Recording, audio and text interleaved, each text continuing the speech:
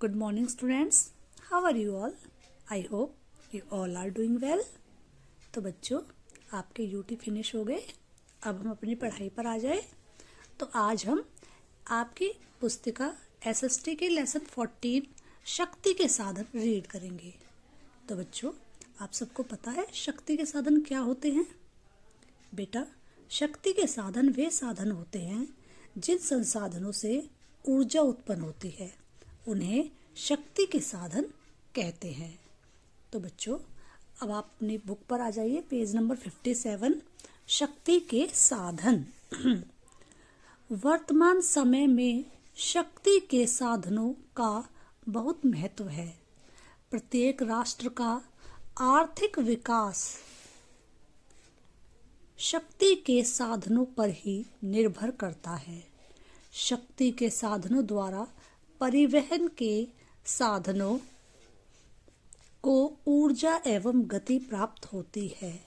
भारत में निम्नलिखित शक्ति के साधन उपलब्ध है।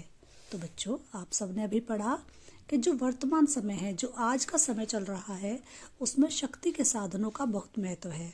क्योंकि अगर ये शक्ति के साधन नहीं रहेंगे तो जो हमारे परिवहन के साधन है, जैसे रेल, बस, ट्रक, बेटा इनको गति कहाँ से मिलेगी? इन्हें शक्ति के साधनों से ही मिलती है। तो नंबर 1 पर हम पढ़ेंगे कोयला। कोयला शक्ति का महत्वपूर्ण साधन और ऊर्जा का मुख्य स्रोत है। पृथ्वी के आंतरिक भागों में वनस्पति के दबकर कठोर होने के फलस्वरूप इसकी उत्पत्ति होती है।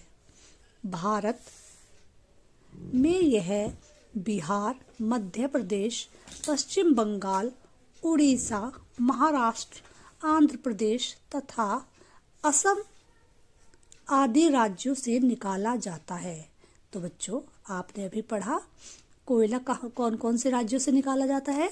यह बिहार, मध्य प्रदेश, पश्चिम बंगाल, उड़ीसा, महाराष्ट्र, आंध्र प्रदेश आदि राज्यों से निकाला जाता है।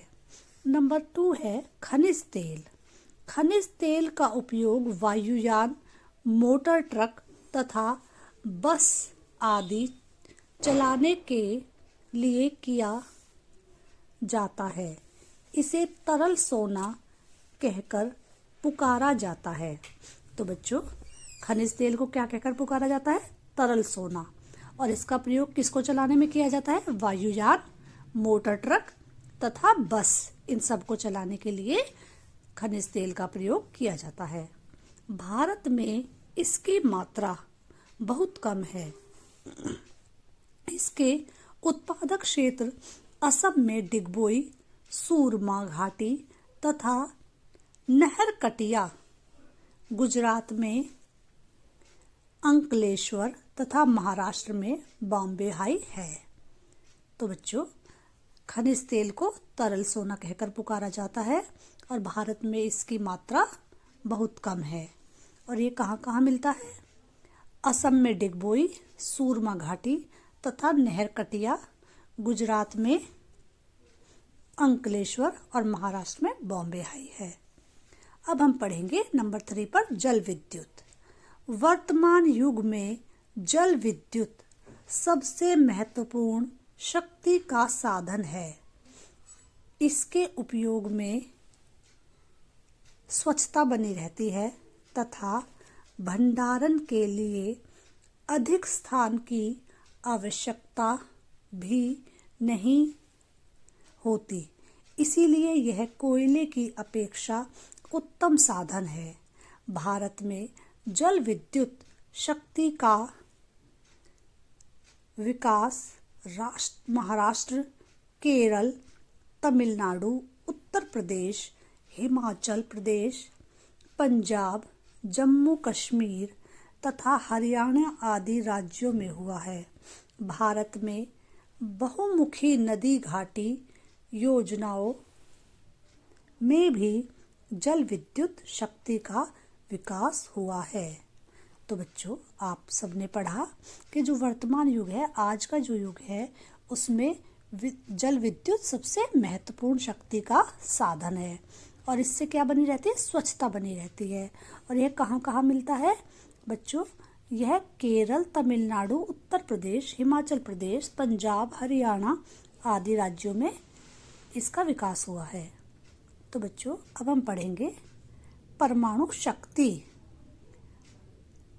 भारत परमाणु शक्ति के विकास की दृष्टि से विश्व का छठा राष्ट्र है। महाराष्ट्र में तारापुर परमाणु शक्ति केंद्र, राजस्थान में महाराणा प्रताप परमाणु शक्ति केंद्र, उत्तर बच्चों टर्न ओवर द पेज।